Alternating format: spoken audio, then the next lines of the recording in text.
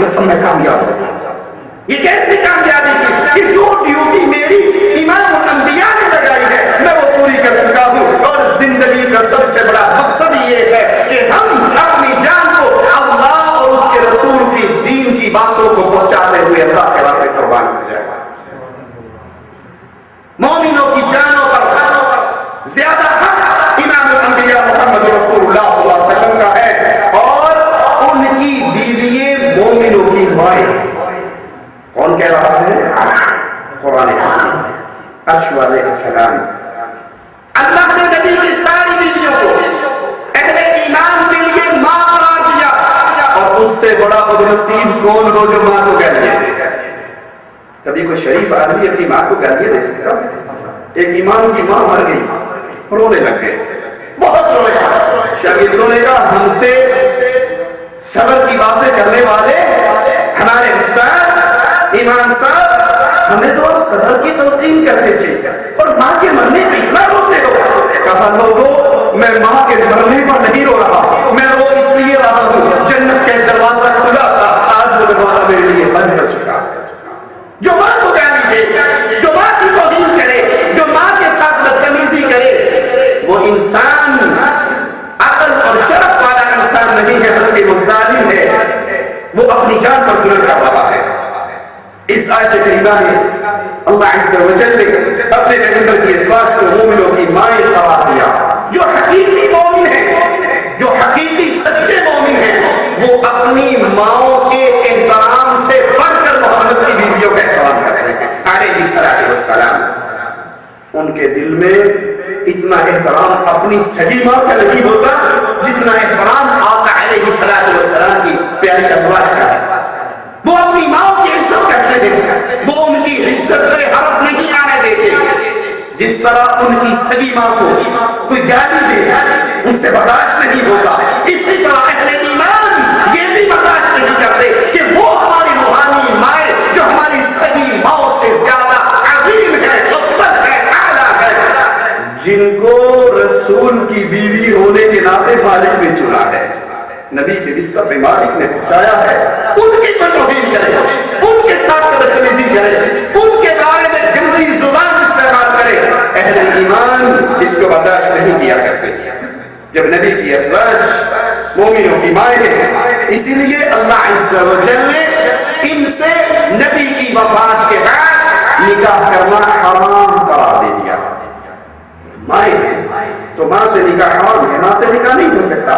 نبی کی بیویاں بھی ہماری مائیں ہیں، جس طرح صحیح ماں سے نکاح نہیں ہو سکتا، اسی طرح محمد علیہ السلام کی وفات کے بعد ان کی ازواج سے بھی نکاح نہیں ہو سکتا۔ وما كان لكم ان تؤذوا رسول الله ولا ان تنكحوا ازواجه من بعد ابدا۔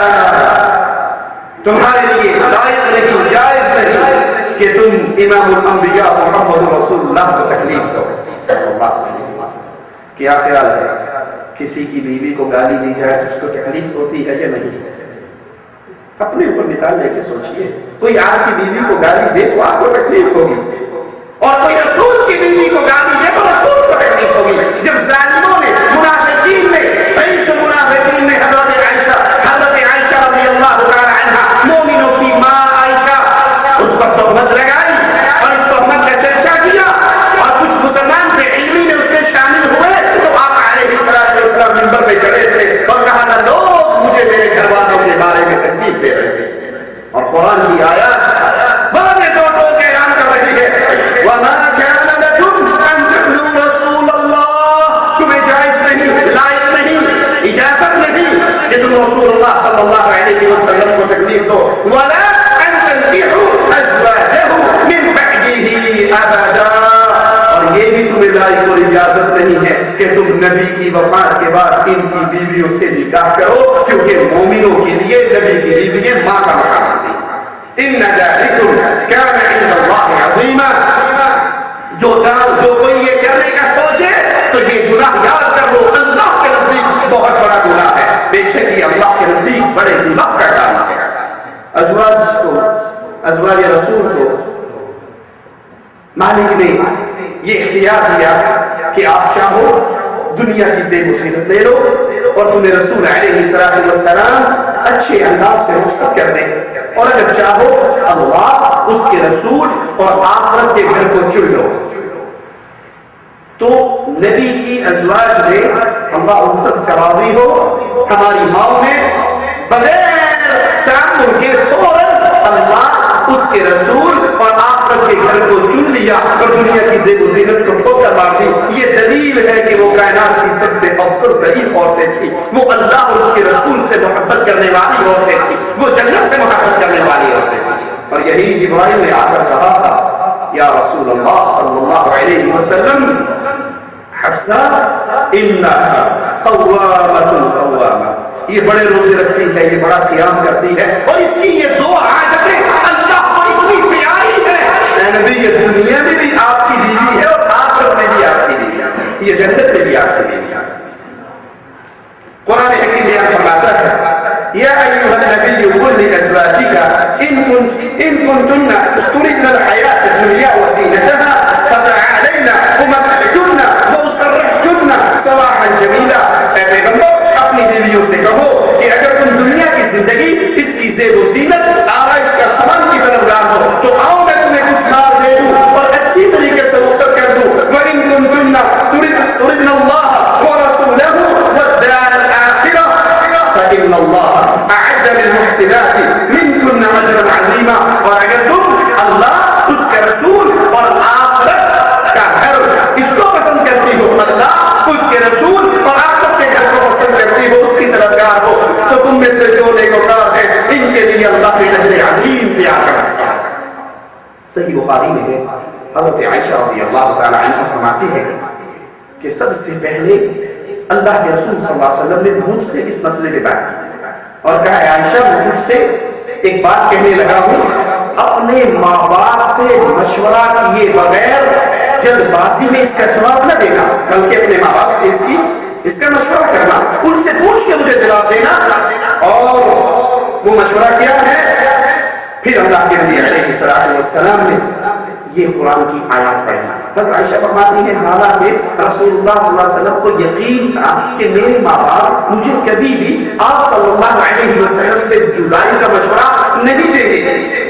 جب آپ نے یہ آیات پڑھی تو میں نے کہا، یا رسول اللہ صلی اللہ علیہ وسلم، میں مشورہ کس بات سے اپنے ماں باپ سے کروں؟ میں تو اللہ کو چاہتی ہوں، اس کے رسول کو چاہتی ہوں، اور جنت کی طلب رکھتی ہوں، جنت کو چاہتی ہوں، میں کس بات سے اللہ اپنے ماں باپ سے مشورہ کروں؟ میں تو پہلے ہی یہ فیصلہ لے چکی ہوں کہ مجھے اللہ محبوب ہے، اس کا رسول محبوب ہے، اور جنت کا گھر مجھے پیارا ہے۔ پھر آپ نے اپنی ساری بیویوں سے کو یہ بات پوچھی اور ساری بیویوں نے وہی جواب دیا جو حضرت عائشہ نے جواب دیا تھا رضی اللہ تعالی عنہ۔ اللہ کے حبیب علیہ السلام کی ازواج کو اللہ مالک میں 2 گنا اجر عطا کرنے کا وعدہ کیا۔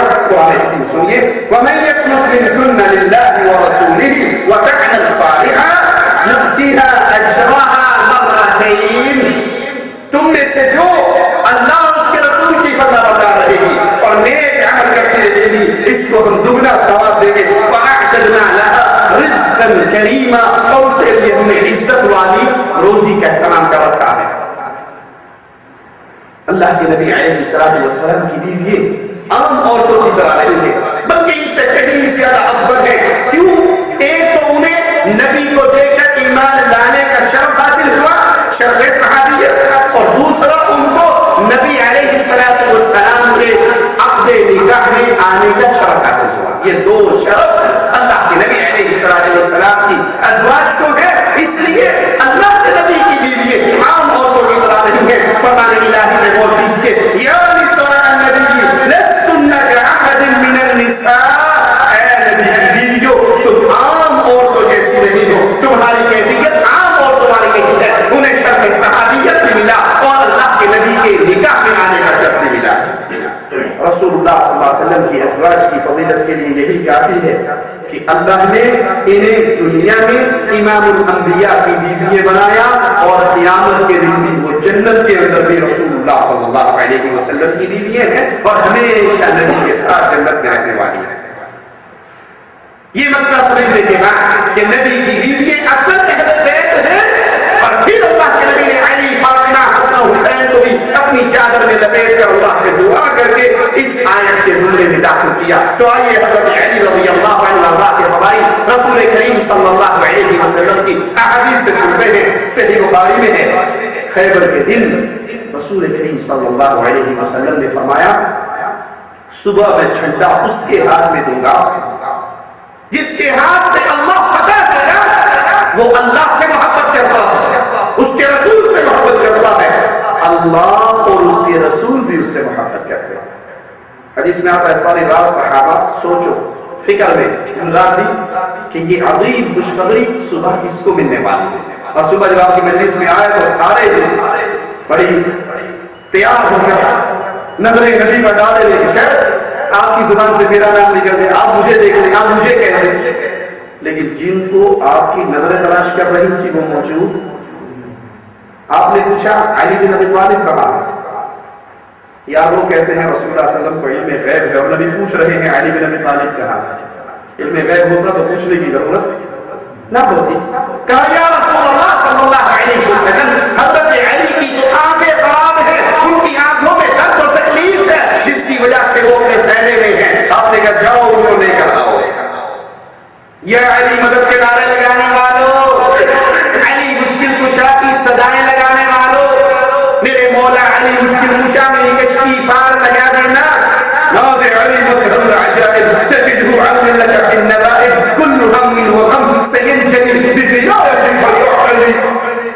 خوشی ہو, دری ہو, غم ہو, دکھ ہو, طوفان ہو, بارش ہو, بس یا علی مدد کا نعرہ لگاؤ.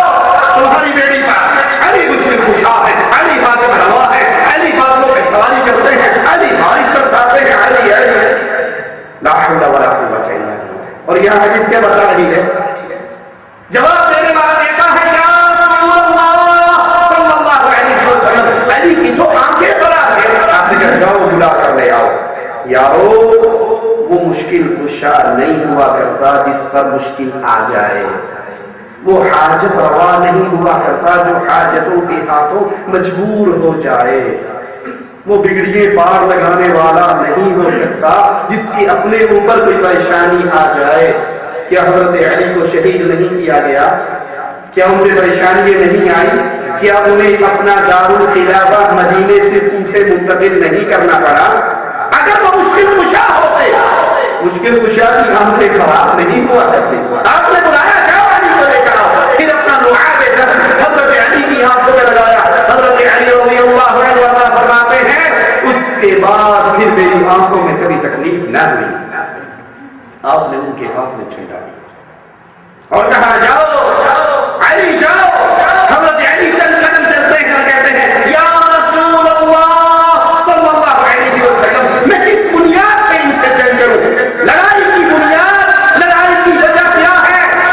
مختلف وجوہات سے لڑنے والوں, کشمیر بنے گا خود مختار کا نعرہ مارنے والوں, کشمیر بنے گا پاکستان کا نعرہ لگانے والوں, کشمیر بنے گا ہندوستان کا نعرہ لگانے والوں, وطنیت کے لیے لڑنے والوں, زمین کے ٹکڑوں کو آزاد کرنے کی بنیاد پہ جنگیں کرنے والوں, یہاں حضرت علی امام الانبیاء سے سوال کر رہے ہیں کس لیے لڑوں, کس بنیاد پہ لڑوں, کس پوائنٹ پہ لڑوں؟ آپ نے کہا سب سے پہلے ان کو دعوت دے گا لا الہ الا اللہ کی. اگر وہ لا الہ الا اللہ پڑھ لے وہ تمہارے بھائی بن جائیں گے, اور اگر وہ نام اس کلمے کو نہ پڑھے تو اس بنیاد پہ تم ان سے جنگ کرنا.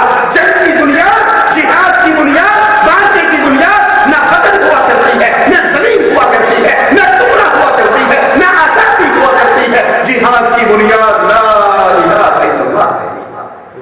وہ جہاد کیسے کہلائے گا کہ ادھر بھی کفر اور شرک کے بازار گرم ہے, ادھر بھی کفر اور شرک کے بازار گرم ہے, ادھر سے کچھ ٹکڑا چھین ادھر لگا بھی دو گے جو سسٹم یہاں چل رہا ہے یہاں چل رہا ہے. ادھر غریب نواز کو پوجا جا رہا ہے, ادھر بابا اجمیری کو پوجا جا رہا ہے, دونوں بھائی برابر ہے. ایمان کا مال کا جہاد کا مال کا کفر سے لڑنے کا مال کا وہ ہوا کرتا ہے جس میں لڑائی کا مقصد یہ ہو قولوا لا الہ الا اللہ. حضرت علی رضی اللہ عنہ کہ شام میں یہ بہترین حدیث کہ آپ کے بارے میں نبی نے فرمایا جھنڈا اس کو ملے گا جو اللہ اس کے رسول سے محبت کرتا ہے, اللہ